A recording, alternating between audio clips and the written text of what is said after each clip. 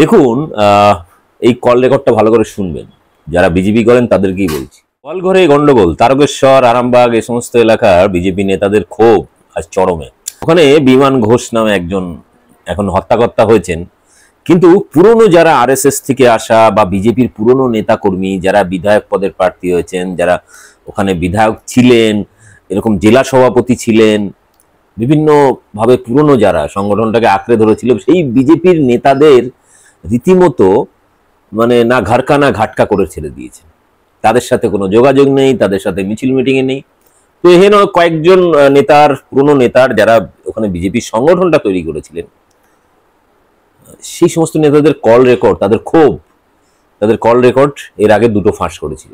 এবারে গণেশ চক্রবর্তী, তারকেশ্বর এই সমস্ত এলাকার পুরনো সংগঠক, একজন আরএসএস ব্যাকগ্রাউন্ড, তিনি একসময় জেলা সভাপতিও ছিলেন। তো এইখানেও ব্যক্তির একটি কল রেকর্ড ফাঁস করছি এখন। আপনারা আগের দুটো কল রেকর্ডের থেকে এই কল রেকর্ডটা মারাত্মক লেভেলের। যেহেতু আরএসএস ব্যাকগ্রাউন্ড, ফলে তার সাংগঠনিক দক্ষতা এবং কথা বলার ধরনটা আপনারা দেখবেন যে ফোনের মধ্যে যে তিনি বলছেন, তাকে যখন কল করা হয়েছিল বিজেপির আইটি সেল থেকে, কি সমস্যা, কেন আপনি মিছিল মিটিংয়ে থাকছেন না, কেন আপনি সংগঠনে কোনো এই প্রোগ্রামে দেখা যাচ্ছে না, তখন ক্ষোভ উগরে দিয়েছেন বর্তমান যে সভাপতি বিমান ঘোষের বিরুদ্ধে। দেখুন, এই কল রেকর্ডটা ভালো করে শুনবেন। যারা বিজেপি করেন তাদেরকেই বলছি, কল রেকর্ডটা শুনুন। বিজেপি এমন একটা রাজনৈতিক দল যে দলটায় মানে কাজের সময় কাজী, কাজ ফোরালে পাজি। না আজকে আপনাকে নাচাবে, আজকে আপনাদেরকে দাঙ্গা হাঙ্গামা মারামারি খুনোখুনি করাবে, জাস্ট প্রয়োজনটা মিটে গেল, তারপরে আপনাকে ছুঁড়ে ফেলে দেবে, আর কেউ দেখবেই না। দেখুন, নেতাদের সাথে এই ঘটনা ঘটছে, নেতাদের ক্ষোভ, তাদের কথাগুলো আপনারা শুনে নিন। আর আপনি তো কোথায় একদম ধুলোর মতো, ধুলিকণার মতো, আপনার কোনো গুরুত্বই নেই। এই জন্য বিজেপি করার আগে 10 বার ভাবুন, কারণ এর থেকে নোংরা সংগঠন ভারতবর্ষের ইতিহাসে আর কোনোদিন আসেনি। দেখুন ভিডিওটি এবং ব্যাপক শেয়ার করুন, আর আমার চ্যানেল বং নিউজ লাইভ অবশ্যই সাবস্ক্রাইব করে রাখুন, কাজে লাগবে। হ্যালো। হ্যাঁ হ্যাঁ, গণেশ বাবু কথা বলছেন? হ্যাঁ হ্যাঁ, আমি মৈনাক দত্ত রায় কথা বলছিলাম বিজেপির আইটি সেলের পক্ষ থেকে। আচ্ছা দাদা, হ্যাঁ, নমস্কার। নমস্কার। ভালো আছেন তো? হ্যাঁ আছি, ভালো হ্যাঁ, আছি। বলছি যে আমরা খবর পেয়েছি যে আপনি বিজেপি দলে বিভিন্ন কার্য, যে প্রক্রিয়াকরণ চলছে, যে কর্মসূচি চলছে, আরামবাগ জেলা সাংগঠনিক যে কার্যপ্রণালী চলছে, সেই কার্যপ্রণালীতে আপনি অংশগ্রহণ করছেন না বা করতে দেওয়া হচ্ছে না। এই বিষয়টা কি সত্যি, না আংশিক সত্যি, না মিথ্যে? না না, সবটাই সত্যি। আচ্ছা। এখন বিষয় হচ্ছে বিমান ঘোষ চক্রান্ত করে আমাকে এ ধরনের করছে, হ্যাঁ, আর এবং সর্বদিক থেকে আমাকে অপমান করছে। আচ্ছা। আমি একটা বরিষ্ঠ কার্যকর্তা, কিন্তু সেই সম্মানটুকু আমাকে কোথাও দিচ্ছে না। আচ্ছা।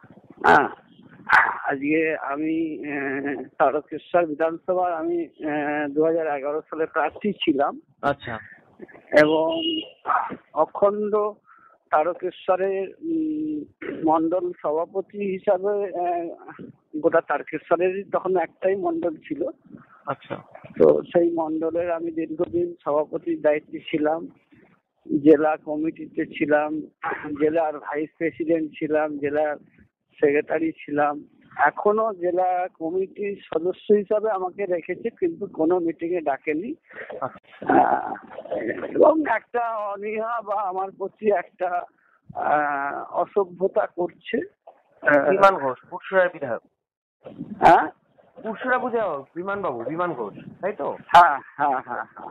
এই কারণটা কি, মানে এর অন্তর্নিহিত কারণটা কি? কারণ আপনি তো একজন বরিষ্ঠ কার্যকর্তা, বিজেপির একদম আদি লগ্ন থেকে আপনি আছেন, এবং বাংলায় বিজেপির যে গোড়াপত্তন সেই সময় থেকে আপনি আছেন, এবং যথেষ্ট দক্ষতার সাথে, বলিষ্ঠতার সাথে আপনি লড়াইটা করেছেন, এবং এই বাংলায় বিজেপি ভিত শক্ত করার পিছনে আপনার অবদান অপরিসীম, আমরা যতখানি খবর পেয়েছি।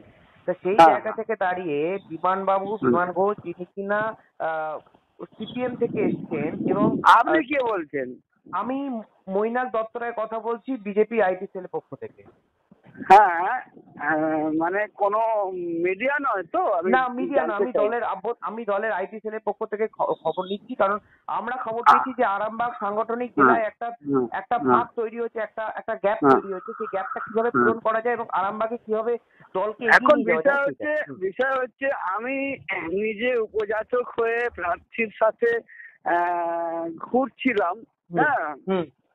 আমার অপমান সহ্য করেও আমি ঘুরছিলাম, কেননা আচ্ছা। আমি আমি মনে প্রাণে মনে করেছিলাম যে প্রার্থীটা ভালো, হুম। বা একটা সাদামাটা ছেলে। হ্যাঁ, হুম। এবং আমি এক সময় ওকে যথেষ্ট রাস্তা দেখিয়েছিলাম, যে ছেলেটা দাঁড়িয়েছে হুম। অরূপকান্তি দিকদার। অরূপকান্তি দিগার। হুম। আমার কাছে ওকে আমার বাড়িতে নিয়ে এসেছিল তৎকালীন গোঘাটের তপন মুখার্জি বলে একজন বরিষ্ঠ কার্যকর্তা। আচ্ছা। আমার বাড়িতে এনেছিল অরূপ দিগারকে, যে একে একটু রাজ্য নেতাদের সঙ্গে পরিচিত ঘটিয়ে দেওয়ার জন্য। হুম।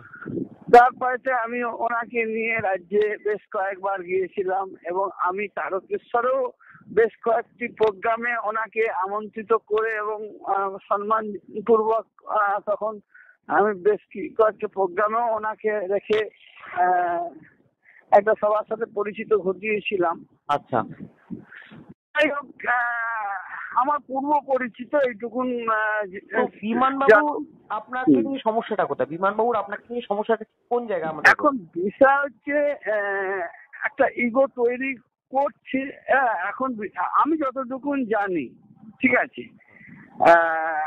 গত বিধানসভাতে তারকেশ্বর থেকে উনি বহু টাকা তোলাবাজি করেছেন, ঠিক আছে, সেগুলো আমি জানি। হ্যাঁ, বেশিরভাগটাই আমি জানি, বা সেইগুলোতে এবং তাদেরকে বেশিরভাগকেই ও এখানে বিধানসভা প্রার্থী করিয়ে দেবে বলেও বেশ কিছু টাকা তাদের কাছ থেকে হাতিয়েছে। আচ্ছা। হ্যাঁ, এরকম ভাবে ওনার একটা ব্যাপার আছে।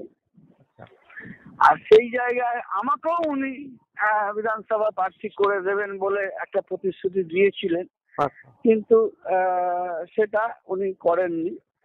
এবং হ্যাঁ, এবং আজকে দীর্ঘদিন তারকেশ্বরে মানুষ বিজেপি বলতে গণেশ চক্রবর্তীকেই চিনে এসেছে বা চিনত।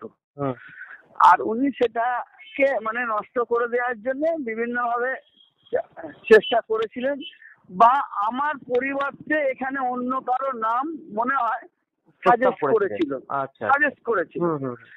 কিন্তু আমি যতটুকু জানতে পারি, তৎকালীন অমিত শাহের যে আইবি তারকেশ্বরে ঘোরাঘুরি করেছিল, সেই আইবি রিপোর্ট হচ্ছে যে 85% মানুষ বিজেপি বলতে গণেশ চক্রবর্তীকেই চেনেন বা রেসপেক্ট করেন।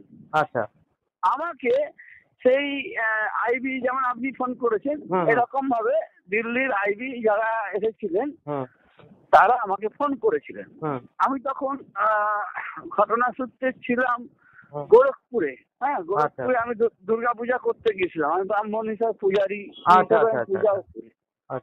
তো গোরখপুরে দুর্গা পূজা করতে গেছি। আমাকে ওনারা এটাও বলেছিলেন যে আপনি যদি পারেন তাহলে দিল্লিতে আমাদের অফিসে আসুন। এবার দেখুন, পুজো করতে গিয়ে সেখান থেকে দিল্লি যাওয়াটা সম্ভব হয়নি। এবার দ্বিতীয় কথা হচ্ছে, যত যাই হোক একটা পুজো, যে জামা কাপড় বলুন, গামছাই বলুন, আর টাকা পয়সা সবকিছু নিয়ে আর সেই আবার দিল্লির অফিস যাব, আমি আর গেলাম না। আর হলো কি, তার পরবর্তী ক্ষেত্রে আমার ফোনটিও হারিয়ে গেল। ভদ্রলোককে ফোন করেছিলেন, আমি ওনাকে আর ফোনও করতে পারিনি। আচ্ছা। যাই হোক, এরপরেতে উনিও বোধহয় আর ফোন করেছিলেন কিনা ঠিক বুঝতে পারছি না। এরপরেতে আমার এখান থেকে আমার নামটাকে যেভাবে হোক বাতিল করা হলো। হ্যাঁ, আমি সেটা বুঝতে পারছি যে এখান থেকে ভালো রকমের করে মানে এমন কিছু চাপ দেওয়া হলো দিলীপ ঘোষের মাধ্যম দিয়ে, যেটা দিল্লির নেতারা তখন বাধ্য হয়ে বললেন যে যদি, কারণ মানুষ চাইছে গণেশ চক্রবর্তী। হুম ভোট হলে গণেশ চক্রবর্তী এক ডাকে জিতে যাবে। হুম। আর সেই জায়গায় যদি অন্য নাম দেয়, আমার মনে হচ্ছে এটাই হয়েছিল আর কি। আচ্ছা এবং এবং যেই কারণে তখন সেই সব নাম ওরা বাতিল করে দিল্লির নেতারা। আচ্ছা। এবং বাতিল করার পরিপ্রেক্ষিতে তখন স্বপন দাশগুপ্তকে এখানে প্রার্থী করে স্বপন পাঠিয়ে দেয়। দাশগুপ্ত, হ্যাঁ। হ্যাঁ, এবার হলো কি, বিমান ঘোষ তাকে এমন ভাবে পরিচালনা করিয়ে আমার কাছে স্বপন বাবুকে খারাপ করে দিলেন হুম যে, মানে স্বপন বাবুকে হুম। এমনই বোঝানো হলো যে হুম। গণেশ চক্রবর্তীকে বাদ দিয়ে আপনি যেমন ইচ্ছা করুন, ওর ওর সঙ্গে ঠিক একই, এই এখন যেমন করছে আচ্ছা ঠিক এমনই ওটা বুঝিয়েছিল। আচ্ছা আচ্ছা। তো যাই বিমানবাবু, হোক, আচ্ছা বিমানবাবু আমরা শুনেছি বিমানবাবু হ্যাঁ এই যে হ্যাঁ 2016 সালে যে হ্যাঁ এখন যে ঘটনাটা আমরা সচক্ষে দেখছি যে এই যে হ্যাঁ এসএসসি দুর্নীতি এবং এই যে প্যানেল বাতিল হয়ে যাওয়া 25,753 জনের হ্যাঁ গোটা প্যানেল, এই যে একটা চক্রান্ত, এই যে দুর্নীতি, এই দুর্নীতির সঙ্গে কোথাও না কোথাও গিয়ে বিমানবাবু জড়িত, মানে সেখানেও টাকা নিয়ে লোক ঢোকানো বা নিজের পছন্দের প্রার্থীকে সেইখানে ইনক্লুড করা, কারণ তখন তিনি বিজেপির এখন সঙ্গে বিষয় সরাসরিভাবে হচ্ছে যুক্ত ছিলেন না। উনি উনি উনি প্রথম থেকেই খুবই অর্থটা চেনেন, বুঝতে পারছেন। উনি পার্টির কে ভালো ছেলে বা কে কে ভালো সংগঠন জানে বা কার মাধ্যমে সংগঠন উঠে আসতে পারে, এই জিনিসগুলো উনি কোনোদিনই বোঝেন না বা বোঝার চেষ্টা করেন না। ওনার কাছে মেন টাকা, ঠিক আছে। আচ্ছা। হুম। এমনকি আপনি ধরুন আমার শরীরে হাড়গোড় সব ভাঙা আছে, ঠিক আছে। আচ্ছা। আমাকে তারকেশ্বরে একটা বাচ্চা ছেলেকে পিটিয়ে মেরে দিয়েছিল, আমি সেইটা আন্দোলন করতে গিয়েছিলাম। এবং আন্দোলনটা করতে যাওয়ার সময় আমি তখন জেলার ভাইস প্রেসিডেন্ট। হুম আমি তখন বিমান ঘোষকে বলেই গেছি যে এই ব্যাপার, আমি ওখানে যাচ্ছি। হুম। তো ঠিক আছে গণেশদা, আপনি যান, আপনি আন্দোলন করুন। আমি যাব, আচ্ছা কিন্তু উনি এলেন না। আচ্ছা। হ্যাঁ, আমি থানা ঘেরাও করে বসে আছি, বা যে বাচ্চাটাকে মেরেছে সেই লাশটাকে নিয়ে আমি আন্দোলন করছি, এরকম একটা ব্যাপার। হ্যাঁ, তো সেই বাচ্চাটাকে আবার ময়না তদন্ত করতে পাঠানো হলো। ময়না তদন্ত করে আসার পরে তাকে আমরা বরফ দিয়ে সংরক্ষণ করে, যে যতক্ষণ না খুনিকে গ্রেপ্তার করা হচ্ছে আমি লাশ পোড়াতে দেবো না, এই মর্মে টোটাল লাশটাকে বরফ দিয়ে সংরক্ষণ করে সেখানে আমি 2019 সালে মানে তারকেশ্বরের বুকে বিরাট একটা আন্দোলন তৈরি করেছিলেন, আন্দোলনের জমি তৈরি করেছিলেন। হ্যাঁ, তো সেইটা ওরা বুঝতে পেরে ওরা করলো কি, তৃণমূলের লোকেরা, যে এটাকে তাহলে একটু রাত করে দেওয়া হবে, রাত হয়ে গেলে বিজেপি বিরোধী দল তারা ভয়ে পালাবে। আচ্ছা। আর ঠিক তাই হলো। রাত্রির 11টা 11:30টার সময় যখন দেখছি যে লোকজন কমে গেছে, ওরা চারদিক থেকে লোক জড়ো করে, বিভিন্নভাবে বাসে করে বা বিভিন্নভাবে লোক জড়ো করে, প্লাস হচ্ছে এসপি ডিএসপি এরম ভাবে প্রায় 27 ভ্যান পুলিশ সহযোগিতা নিয়ে আমাকে ওখান থেকে কিডন্যাপ করে তৃণমূলের লোকেরা, কানে পিস্তল ঠেকিয়ে। আচ্ছা, ঠিক আছে। এবং ওখান থেকে তুলে নিয়ে যায় প্রায় 10 কিলোমিটার দূরে একটা নির্জন শ্মশানে। রাত্রি সারা রাত ধরে, মানে ভোর 4টে অবধি আমাকে মেরে মেরে শরীরের হাড়গোড় গুলো ভাঙে। আচ্ছা। পায়ের গোড়ালি দুটো, হাঁটু, কোমর ভেঙে দেয়। তো যাই হোক, এইরকম একটা লড়াই দিয়ে আমি বেঁচেও ছিলাম। আর বেঁচে ছিলাম মানে আমি তার ভূত কথা বলছি না, আমি বেঁচে আছেন। হ্যাঁ, তো আপনার মাঝখান থেকে ব্যাপারটা কি হলো যে আপনার আন্দোলনটাকে মানে সীমিত করে দেওয়া হলো, এবং আপনার দলেরই যারা আপনি যাদের সহযোগী বলে মনে করেন, সহযোদ্ধা বলে মনে করেন, সেই মানুষগুলো, বিশেষ করে বিমান ঘোষ, তিনি আপনাকে সহযোগিতা করলেন এবং আন্দোলনটা যেভাবে আপনি গড়ে তুলেছিলেন সেই আন্দোলনটা মাঠে মারা গেল আর কি, পরিষ্কার কথা বলতে গেলে যা দাঁড়ায়। হ্যাঁ হ্যাঁ, যাই হোক, বিষয় হচ্ছে এর পরবর্তী ক্ষেত্রে আমি যখন হসপিটালে, তখন আমাকে লকেট চ্যাটার্জি দেখতে গেছিলেন বা আরো রাজ্যের নেতারা এসেছিলেন, দেখেছিলেন। এবং আমার কেসটা একটা থানায় যে অভিযোগ জানাবো, এবং সেখানে অপরূপা পোদ্দার ছিল মানে মেন মাস্টার। যাই হোক, সেই অপরূপা পোদ্দারের নামে কেসটা যাতে না করি তার জন্য আমাকে অনুরোধ করেন আমাদের এই বিমান ঘোষ। আচ্ছা, আমাকে বলে, গণেশদা আপনি তো জানেন ও একটা এমপি, নামে কেস করলে কেসটা হালকা হয়ে যাবে, অমুক হয়ে যাবে, তমুক হয়ে যাবে, টিকবে না। আর দেখুন, উনি তো করিয়েছেন এবং ওনার সঙ্গে উনি এখানে এসে আমাকে হুমকি দিয়েছেন, বা উনি টোটাল দাঁড়িয়ে থেকে ব্যাপারটা করালেন। হ্যাঁ, তাহলে আমি তার নামটা মানে বিষয়টা কি দাঁড়াচ্ছে যে কোথাও কি বিমান ঘোষের সঙ্গে একটা অশুভ আঘাত অপরূপা পোদ্দারের হয়ে গিয়েছিল, ছিল, এখনো আছে। আচ্ছা, যাই হোক, সেটা একটা ব্যাপার। তা আমি তখন বললাম যে না, আমি তো যাই হোক, কেসই হলো না। 1 মাস পরে আমি যখন একটু সুস্থ হলাম বা ভোট মিটে গেল, আবহাওয়া একটু ভালো, আমি আমার নিজের উদ্যোগে থানা ঘেরাও করলাম।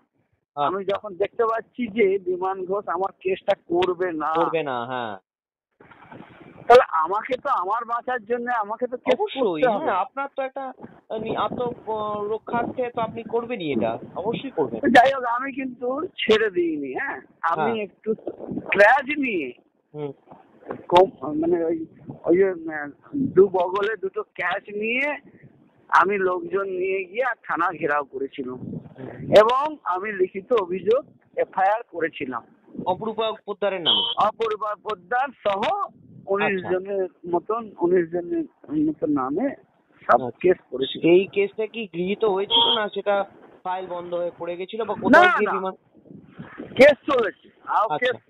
কেস চলছে, এখনো চলছে। ঠিক আছে, কেস এখনো চলছে।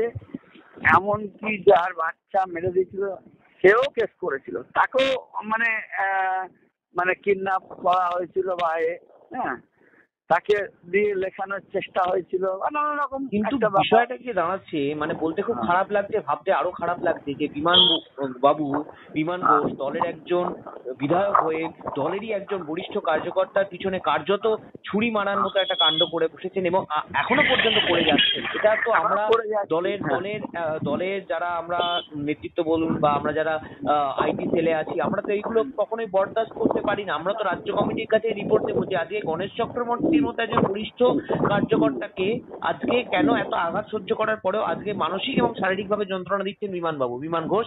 যাই হোক, দ্বিতীয় কথা, আমি আজ 1990 সাল থেকে বিজেপি করছি। ঠিক আছে, হ্যাঁ, আপনি অনেক জানি, আমরা খবর জানি। এবং এই প্রার্থী করতে গিয়ে আমার তৎকালীন CPM প্রচুর অত্যাচার করেছে, আমার বাড়ি ভাঙচুর, দোকান ভাঙচুর। পরবর্তী ক্ষেত্রে তৃণমূলও তাই করেছে, দোকানটা যেটুকুন ছিল আমার দোকান সব শেষ করবে। অথচ আমাদের এই যে আমার একটা বিড়ির ফ্যাক্টরি ছিল, যে বিড়ির ফ্যাক্টরিতে 700 মানে 700 লেবার আমার খাটতো।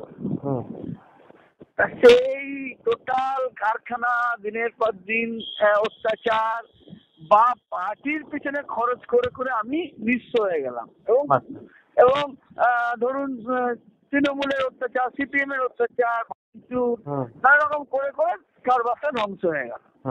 তা আজকে আমি বর্তমানে অর্থনৈতিক অবস্থা খুবই খারাপ, কোন রকমে চলছে, এবং ধরুন আমার যে শরীরের মানে ওই যে পায়ের যে জয়েন্ট গুলো ভাঙাগুলো, সেই ভাঙাগুলো এখনো মানে মাঝে মাঝে ফুলে যায়, কোনো কিছু নার্ভাসনেস হয়ে গেলে ফুলে যায়, ব্যথা হাঁটতে পারি না, মারলে তো হবেই। তো যাই হোক, এখন বিষয় হচ্ছে এসব কিন্তু মানে একটা মানুষ কিন্তু আমাকে একটা বিশাল শ্রদ্ধা করে, এখনো করে। ঠিক আছে, ও যতই দুবার জেলা সভাপতি হোক, আর যতই মানে MLA হোক, আর যাই হোক, এখনো বিজেপি নিচুতলার কর্মীদের কাছে আমি এখনো হিরোই আছি, এবং সাধারণ ভোটারদের কাছে তো এমনি আমি তাহলে hero আপনি আপনি আপনি কি মনে করছেন যে বিমানবাবু সামনে আছেন, আপনি পিছনের সারিতে চলে গেছেন বা আপনি অদৃশ্য হয়ে গেছেন, বিজেপির যারা নিচুতলার কর্মীরা আছে বা বিজেপির যারা কর্মীরা আছে বা সাধারণ ভোটাররা যারা আছে যারা বিজেপি মনোভাবাপন্ন, তারা কি কোথাও কি একটা মানে অজানা আতঙ্কে ভুগছে বা কোথাও কি একটা কি বলবো মানে তারা কি এখন সত্যি তাই। শুনুন শুনুন, এখন এমনি মানুষের কর্মীদের দেখুন, এবং শুধু তাই নয়, যাদের যাদের লাস্ট 2021-এর নির্বাচনে ভরাডুবির পর অত্যাচার হয়েছে, ভাঙচুর হয়েছে, তাদের একটা ক্ষতিপূরণ এসেছিল, সেইগুলোকেও ওর মনোমতন লোককে দিয়েছে। যাদের ক্ষয়ক্ষতি হয়নি তারা পেয়েছে, কিন্তু আমাদের যাদের ক্ষয়ক্ষতি হয়েছে আমরা কেউই পাইনি কিছু। আচ্ছা আমাদেরকে বলা হয়েছিল, এমনকি রাজ্যে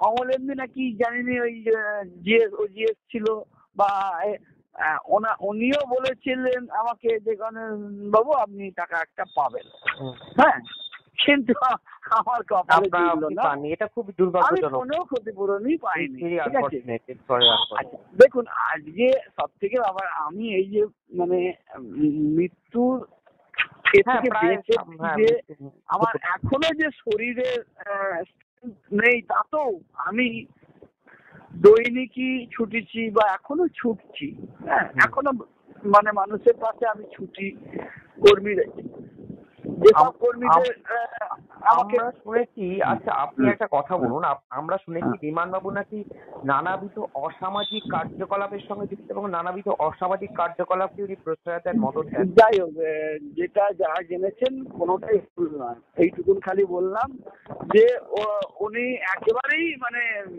মানে আমরা এও শুনেছি যে যৌন ব্যবসায় লিপ্ত কোনো মানুষের সঙ্গে তার সম্পর্ক আছে এবং তাকে নিয়ে তিনি মহরম করছেন এবং তাকে নিয়ে তিনি ভোটফ্রন্টে এখন এগুলো আছি, হ্যাঁ এগুলো আছি, একদম ঠিকই বলছে, কিছু ভুল বলছে না, হ্যাঁ, এবং সেই সব মহিলাদেরকেই উনি প্রাধান্য দেন, হ্যাঁ, মানে মহিলা গঠিত কেসও আছে ওনার, মানে মহিলাদের প্রতি আর নারীদের প্রতি আসক্তিও আছে। কি বলবো, দেখুন এখন সুশান্ত বেড়াও তাই, কাকে ভালো বলবো বলুন তো।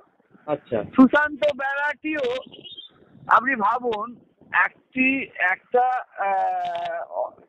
সেদিনের মেয়ে ছেলে, হ্যাঁ, একেবারে মানে তাকে একটা মানে বুথ স্তরের মহিলা তাকে হঠাৎ করে জেলার জিএস করে দিল, সুমনা মণ্ডলকে। তা কি এমন তার প্রতিভা ছিল বা কি এমন তার গুরুত্ব আছে বা কি এমন তার ঈশ্বরের বুকে তার কি এই কাজ কি বিমানবাবু করছেন, বিমান ঘোষও করছেন, মানে মহিলাদের প্রতি আসক্তি তার এতটাই বেশি যে মহিলাদেরকে কি আপে করছেন, তুলছেন, বরিষ্ঠ কার্যকর্তা? দেখুন এগুলো আছে, হ্যাঁ এগুলো আছে, এগুলো আপনারা তদন্ত করলেই পাবেন। আমার মুখ দিয়ে এগুলো বলানোর বা কিছু দরকার না, নেই। আমরা বেশি দেখতে যাচ্ছি না, মানে এই ঘটনাগুলো ঘটছে, আমরা আপনার কাছ থেকে, কারণ আপনি অনেক সিনিয়র, আমার থেকেও বয়সে আপনি অনেক সিনিয়র, বুঝতেই পারছেন, তো আপনার কাছ থেকে আমরা এইসব কথা বেশি জানতে, কিন্তু আমরা জানি যে এই ফ্যাক্ট এগুলো আমাদের কাছে এসছে, এগুলো কি সত্যি, এগুলো কি রিয়েল, ঘটনাগুলো সত্যি? আপনারা এগুলো তদন্ত করুন, তদন্ত করলে দুধ আর জল যেমন আলাদা করা যায়, বিমান ঘোষের চরিত্র তাই ফুটে উঠবে বা আপনারা পাবেন, হ্যাঁ, এবং উনি আমাদের বর্তমান রাজ্য সভাপতিকেও প্রভাবিত করেছিলেন আমার বিরুদ্ধে, হ্যাঁ, বা বুঝিয়েছিলেন, হ্যাঁ, সেখানে আমি দেখেছি, সেখানে আমি তিরস্কৃত হয়েছি, কিছু করার নেই, আমি তো বুঝতে পারছি যে উনি আমাকে ভুল বুঝে। আমরা তো শুনেছি ওনার সঙ্গে আরামবাগের অন্যান্য যে বিধায়ক মধুসূদন বাগ বলুন বা এদের সঙ্গে খুব একটা ভালো সম্পর্ক নেই। না, ভালো সম্পর্ক থাকবে কি করে, উনি এত অহমিকায় ভুগছেন এবং মানে কি বলবো, নিজেকে দেবতা ভাবতে শুরু করে দিয়েছেন যে বিজেপি কর্মীদেরকে উনি মোটেই এখন আর রেসপেক্ট দিচ্ছেন না, ঠিক আছে। তো সেক্ষেত্রে আরামবাগ বিধানসভাটা, এই আরামবাগ লোকসভাটা তো খুব কঠিন হয়ে যাবে আমাদের পক্ষে।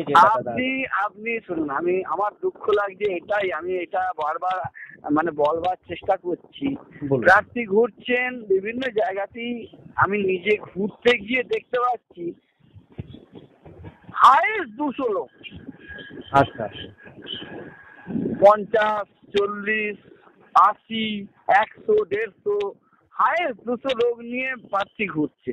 তাহলে মানে একটা লোকসভার ক্যান্ডিডেট, যেটা গতবারে আমাদের ফ্লো ছিল মিনিমাম 1000 জন, 1000-1200, 2000, 5000ও লোক নিয়ে ঘোরা হয়েছে, সেই জায়গাটা এইরকম কেন পরিস্থিতি? কঠিন। আপনি তো আমাদের চিন্তা বাড়িয়ে দিলেন, এবং শুধু চিন্তা নয়, চিন্তা করা অনেক রসদ জোগালেন, যেগুলো নিয়ে আমরা আগামী দিনে লড়াইয়ে পথ আমরা মানে আমরা যে কিভাবে এগোবো সেই রূপরেখাটা আমরা তৈরি করব। আগামী দিনে আবারও আপনার সঙ্গে কথা হবে, ভালো লাগলো এখন কথা বলে। বিষয় হচ্ছে আমার টোটাল জেলাতে আমার যে মানে সাধারণ কর্মীদের সঙ্গে একটা ভালোবাসা রয়েছে। আমি বলেছিলাম, আমি শুভেন্দু বাবুকেও বলেছিলাম যে আপনারা আমাকে দিন 15 জন্য সভাপতি বানিয়ে দেখুন, যে আরামবাগ জেলাটাকে কিভাবে আমি পরিবর্তন করে দিতে পারি। হ্যাঁ, আমি বলেছিলাম। তো যাই হোক, সেটা হয়ে ওঠেনি। তা আমি আপনাকে বলছি, আপনি এটা তদন্ত করে দেখুন যে আমাকে যদি জেলা সভাপতি করা হয়, যেভাবে আন্দোলন শুরু হবে বা সাধারণ, তো অবশ্যই নজরে রাখবো, এবং আমরা অবশ্যই মানে আপনার যে মতামতগুলো, সুচিন্তিত মতামতগুলো, এগুলো অবশ্যই আমরা আগামী দিনে সেইগুলোকে ইমপ্লিমেন্ট করার চেষ্টা করবো, এবং যাতে আরামবাগ অঞ্চল, আরামবাগ সাংগঠনিক জেলায় বিজেপির ভিত শক্ত হয়, আমরা নিশ্চয়ই সেই বিষয়ে ওয়াকিবহাল হব। অনেক ধন্যবাদ আপনাকে, আপনার মূল্যবান সময় এবং আপনার মূল্যবান মতামত আমাদের সঙ্গে শেয়ার করার জন্য। আপনার দিন শুভ, ভালো থাকবেন। আপনার নামটা ভুলে গেলাম। আমার নাম মৈনাক দত্ত রায়। মৈনাক দত্ত রায়। দাদা ধন্যবাদ। ঠিক আছে দাদা, ভালো থাকবেন। ঠিক আছে।